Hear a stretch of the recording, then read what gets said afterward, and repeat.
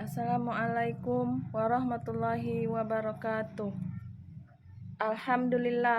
Alhamdulillahirabbil alamin. Assalatu wassalamu ala asrofil anbiya'i wal mursalin wa ala alihi washabbihi ajmain.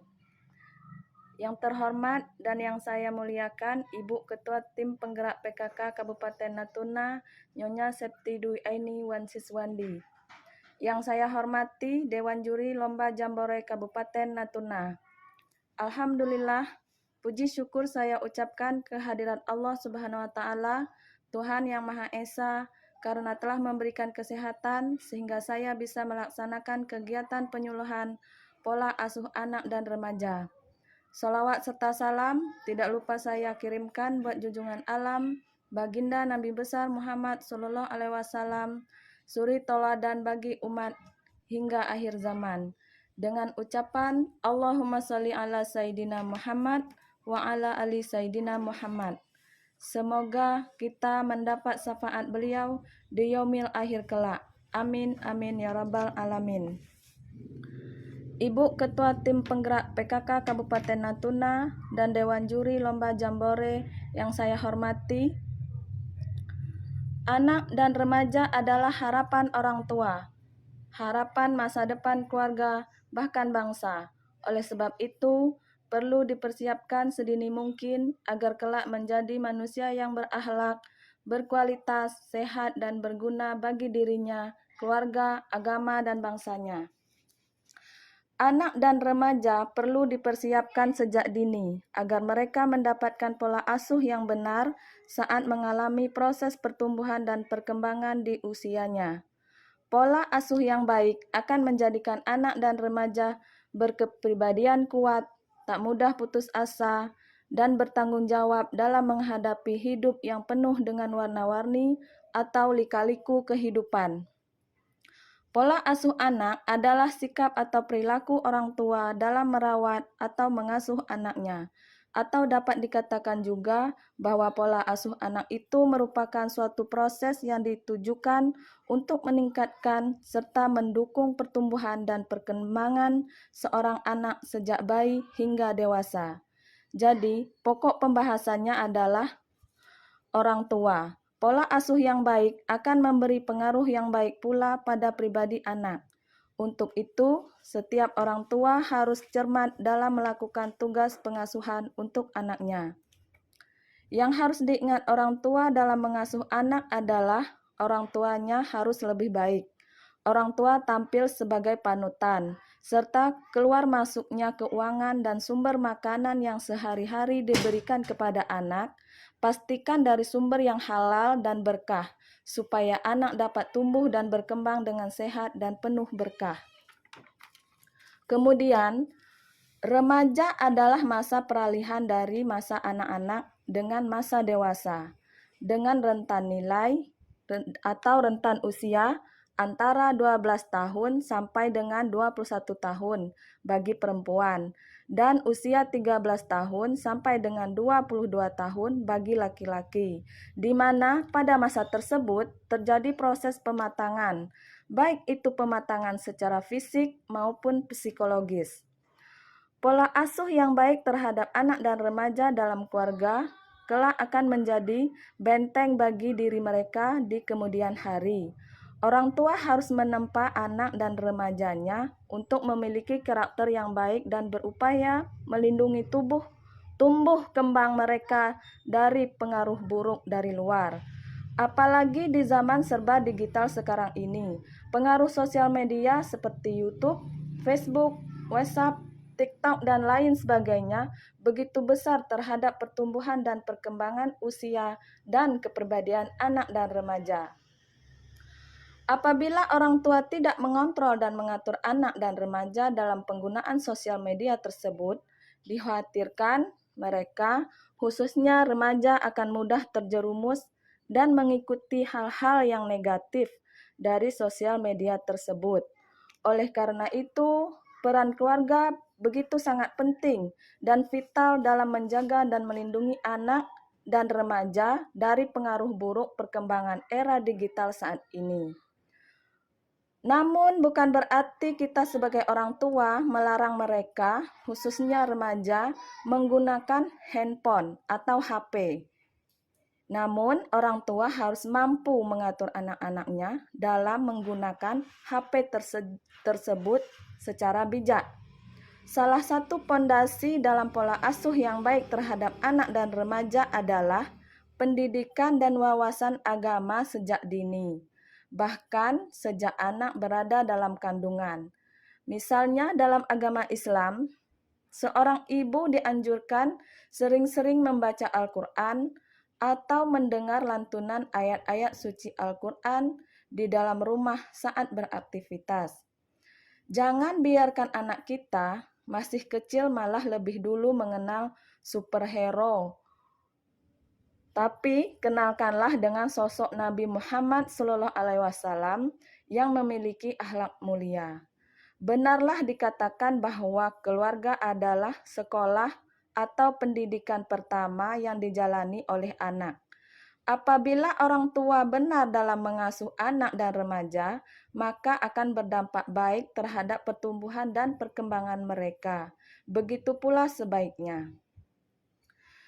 Ibu Ketua Tim Penggerak PKK Kabupaten Natuna dan Dewan Juri Lomba Jambore yang saya hormati, sebagai orang tua, terlebih seorang ibu, tentunya kita menginginkan tumbuh kembang anak kita yang optimal dan baik.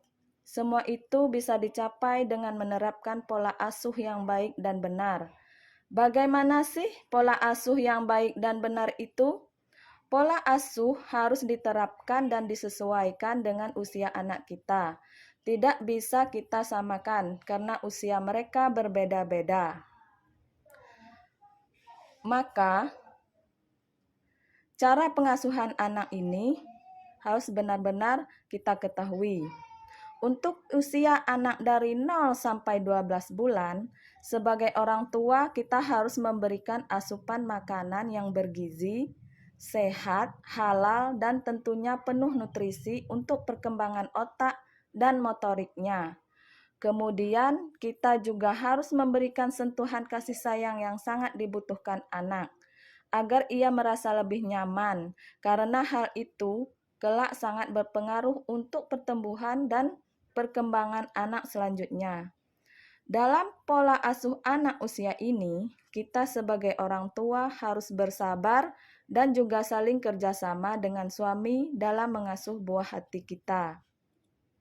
Kemudian untuk pola asuh anak usia 1 sampai 5 tahun, di mana kita tahu anak di usia ini akan lebih aktif dan menjadi peniru yang handal. Jadi, kita sebagai orang tua, sebagai seorang ibu, harus memberikan contoh yang baik kepada anak kita. Pada usia balita ini, anak sangat susah untuk mematuhi apa yang kita terapkan di rumah. Sebagai orang tua, kita dulu yang harus memberikan contoh kepada buah hati kita. Misalnya, kalau ingin makan, kita ajarkan dulu berdoa dan mencuci tangan. Maka sebelum makan, kita sebagai orang tua terlebih dahulu berdoa dan mencuci tangan. Selanjutnya, pola asuh anak untuk usia 7 sampai 10 tahun. Di usia ini, sebagai orang tua kita harus lebih bersabar karena kita nantinya selalu akan mendapatkan pertanyaan-pertanyaan dari anak akan keinginan tahuan mereka. Mungkin sebagian orang tua akan mengabaikan pertanyaan dari anaknya. Tapi ingat ibu-ibu, ini akan sangat berpengaruh untuk anak di kemudian hari. Ia akan mencari jawaban itu sendiri dan akan menjadi anak yang tertutup terhadap orang tuanya. Dan juga di sini sangat penting kita sebagai orang tua memberikan pendidikan seks kepada anak sejak dini. Mungkin sebagian kita berpikir, ini maksudnya apa? Nah, dan mungkin juga kebanyakan orang atau masyarakat awam mempertanyakan hal ini. Akan tetapi yang dimaksud pendidikan seks sejak dini adalah di mana orang tua menyampaikan kepada anaknya tentang batasan-batasan yang boleh atau tidak boleh dilakukan. Misalnya, memberitahukan kepada anak untuk tidak sama sekali memperlihatkan bagian-bagian tubuhnya. Contohnya, dada, perut, dan bagian intim kepada siapapun. Terlebih untuk tidak membiarkan siapapun menyentuh bagian-bagian tubuhnya. Sehingga dengan pengetahuan pendidikan seks sejak dini, anak akan mampu untuk menolak atau menghindar, bahkan mengadu kepada orang terdekatnya jika ada seseorang yang melakukan tindakan seksual kepadanya. Berikutnya adalah pola asuh untuk anak usia 11 sampai 18 tahun atau bisa dikatakan usia remaja. Karena sudah sejak dini kita mengajarkan pendidikan seks tadi, maka anak usia remaja ini akan lebih bisa menjaga dirinya karena sudah mengetahui tentang apa yang boleh dan tidak boleh dilakukan. Nah, mungkin kesabaran kita semakin diuji lagi dalam pola asuh anak remaja. Bagaimana cara menanganinya? Karena mereka lebih cenderung akan melakukan apa yang mereka mau saja. Jadi sebagai orang tua, kita harus lebih dekat lagi dengan anak. Kita harus menjadi pendengar yang baik dan juga harus memposisikan diri kita sebagai teman untuk anak kita. Jangan sekali-kali kita melarang. Maksudnya adalah kita cukup menjelaskan. Contohnya begini, "Nak, apabila kamu melakukan ini, maka hasilnya akan seperti ini," yaitu adanya sebab akibat, dan anak akan lebih berpikir dan merasa dipercaya oleh orang tuanya, dan mereka akan selalu terbuka dan nyaman untuk bercerita kepada orang tuanya. Akan tetapi, permasalahan kita sebagai orang tua hampir sama, yaitu di mana anak remaja itu selalu sibuk dengan HP atau handphonenya.